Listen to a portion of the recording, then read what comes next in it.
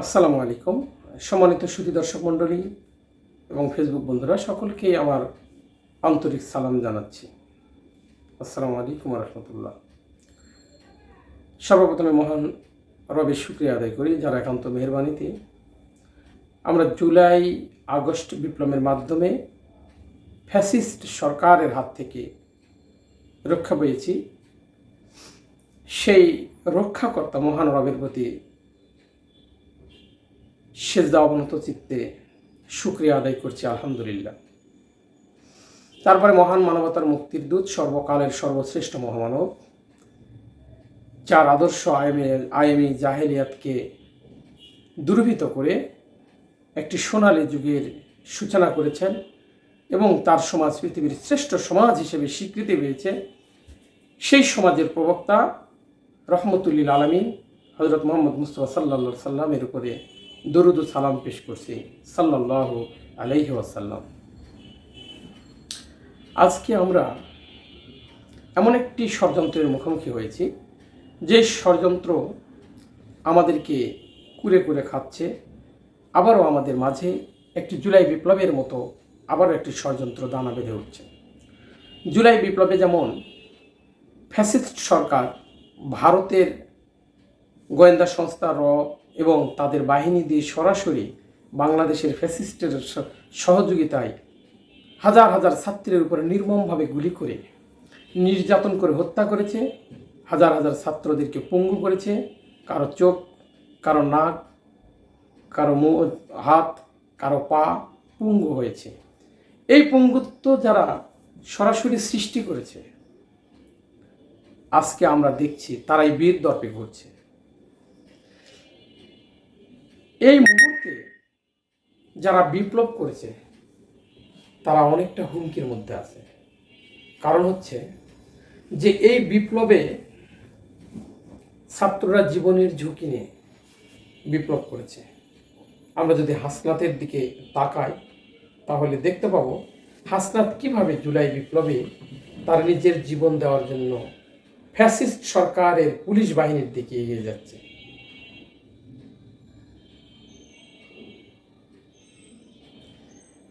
আমরা যদি দেখি ফ্যাসিস্ট সরকারের যারা বাংলাদেশ সেনাবাহিনীর হাতে তাদের হেফাজতে ছিল 626 জনকে আমরা দেখেছি কিভাবে আশ্রয় দিয়ে তাদেরকে পালিয়ে যেতে সহযোগিতা করা হয়েছে। আমরা দেখেছি কিভাবে ফ্যাসিস্ট সরকারের 572 জন 26শে জানুয়ারি পর্যন্ত যুগান্তরের রিপোর্ট অনুযায়ী 572 জন এ পর্যন্ত জামিনে মুক্তি পেয়েছেন। তাদের অধিকাংশই হল ফ্যাসিস্ট সরকারের সরাসরি মন্ত্রী, এমপি এবং তাদের দোসর। কেন জামিন পাচ্ছে? কোনো বিপ্লবে, কোনো অভ্যুত্থানে যদি কোনো সরকারের পতন হয়, নিঃসন্দেহে সেখানে ফ্যাসিস্ট সরকার সকল সর্বশক্তি নিয়োগ করেছিল, এটাই প্রমাণ হয়। যারা সর্বশক্তি নিয়োগ করে এতগুলো তাজা প্রাণকে নির্মমভাবে হত্যা করলো, হত্যার পরে কাউকে গাড়ি থেকে ফেলে দেওয়া হলো, কাউকে হত্যার পরে থানায় আগুন দিয়ে ট্রাকের উপরে পুড়ে দেওয়া হলো, সেইখানে তাদের পতনের পরে তাদেরকে কেন ফ্যাসিলিটি দেওয়া হচ্ছে, আর ফ্যাসিলিটিটা কেন কেউ তদারকি করছে না? কেন এই গাফিলাতি? তাহলে কি তারা চাচ্ছে বাংলার জনগণ আরও মরুক? কারা এই মীর জাফর, কারা এই মুনাফেক, কারা এই জালিম? তাদেরকে ধরে ধরে শাস্তি দেওয়া উচিত এখন। তাদের সাথে কোনো আপোষ নয়। অভিযান চালানো হোক, পুলিশের ভিতরে অভিযান চালানো হোক, জজের উপরে অভিযান চালানো হোক কারা কর্তৃপক্ষের বিরুদ্ধে। এই অভিযান সরাসরি ছাত্র জনতারা সমন্বয় করে আবার একটা গ্রুপ করে এদের পিছনে লাগা উচিত। যেভাবে প্রধান বিচারপতির পদত্যাগ করানো হয়েছিল, এইভাবে আবারও জেগে ওঠা উচিত সমন্বয়কারীদের। আবারও মুষ্টি শক্ত করে আবারও মাঠে নামানো উচিত খুব দ্রুত, দুই একদিনের মধ্যেই। তাছাড়া বাংলাদেশে আরেকটি ষড়যন্ত্রের দানা বাজছে খুব শিগগিরই, এবং এর পিছনে আছে বাংলাদেশের নিমক হারাম মুনাফিক এবং যারা তাদের দোসর। তারা সিরিয়ায় আসাদ সরকারের পতনের পর 200 জনকে গর্দান থেকে মাথা আলাদা করা হয়েছে। হাজার হাজার তাদের দোসরদেরকে গ্রেপ্তার করে রাখা হয়েছে। কোনো প্রকার ফ্যাসিলিটি তারা পাবে না। যদি 1971 সালে মুক্তিযোদ্ধা যারা ছিল তারা যদি পরাজিত হয়ে পাকিস্তানের সরকার যদি বিজয়ী হতো, তাহলে তাদেরকে এই ভাগ্য বরণ করতে হতো। বাংলাদেশ জামাত ইসলামের নেতারা সরাসরি বিরোধিতা করেনি, মুক্তিযুদ্ধে কোনো প্রকার অন্যায় করেনি। এরপরেও তাদেরকে মিথ্যা অজুহাতে কোনো প্রকার সাক্ষী প্রমাণ ছাড়াই ক্যাঙ্গারু কোর্ট করে তাদেরকে ফাঁসিতে ঝুলিয়ে দেওয়া হলো।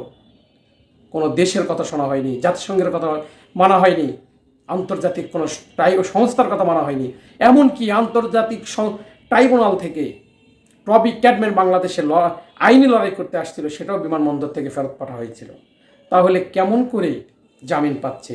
এখনই তদারকি করা হোক, এই যারা মুক্তি পেয়েছে তাদের তদন্তকারী কর্মকর্তা কারা ছিল তাদের লিস্ট বের করে তাদের বিরুদ্ধে এখনই ব্যবস্থা নেওয়া উচিত, এবং যে জামিন দিয়েছে তাদেরকে সেখান থেকে ঘাড় ধরে নামিয়ে দেওয়া হোক। এটাই বিপ্লবী সরকার। গণ অভ্যুত্থানে কোনো ফ্যাসিস্টকে যাদের পতন হয় তাদেরকে সুযোগ দেওয়া নেই বিচার নয়, বরং তাদের বিচার করা নেই বিচার। কারণ অন্যায়ের বিরুদ্ধে যখন গণ অভ্যুত্থান হয় তখন গণ অভ্যুত্থানে যারা অংশ নিয়েছিল তারা যা করবে সেটাই সঠিক। এটাই বিপ্লব।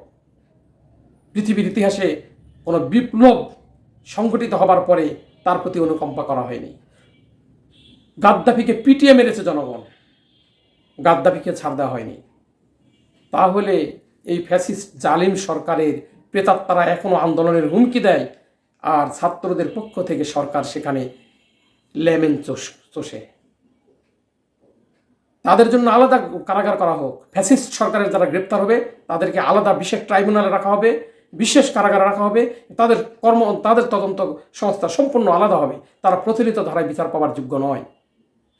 যদি আবার প্রতিষ্ঠিত হতে পারে তাহলে নিঃসন্দেহে যারা সমন্বয়কারী আছে এক রাতে ধরে তাদেরকে ব্রাশ ফায়ার করে মেরে দিবে। এটাই বাস্তবতা।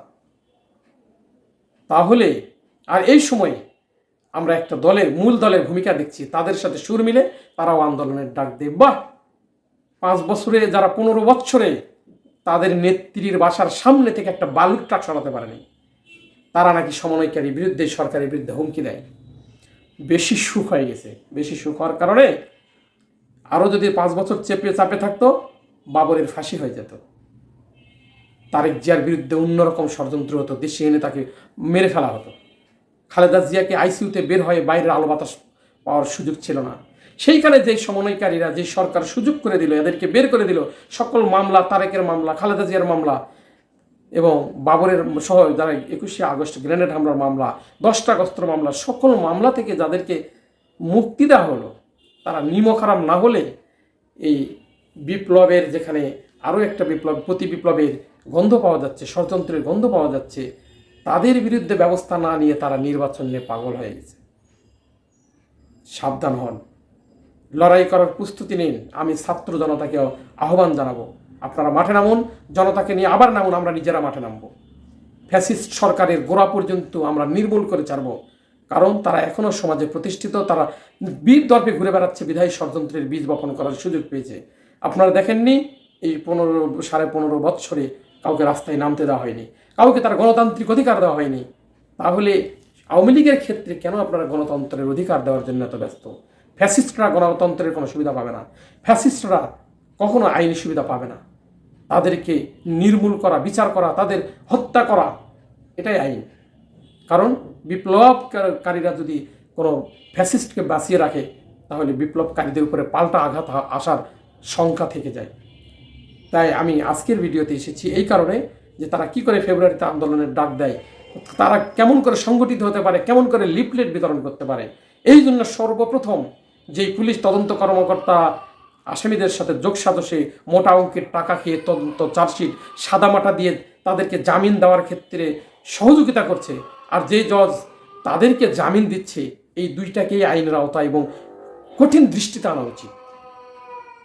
এটা না করলে এরা কিন্তু ফ্যাসিস্টকে খুব তাড়াতাড়ি পুনরায় প্রতিষ্ঠিত করার সুযোগ করে দিবে।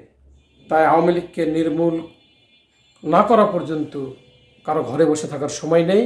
সকল সেক্টরে, প্রশাসনের সকল সেক্টরে ব্যাপক তদারকি সহ এদের বিরুদ্ধে কঠোর ব্যবস্থা নেওয়ার জন্য আমি বিনীত আহ্বান জানাচ্ছি।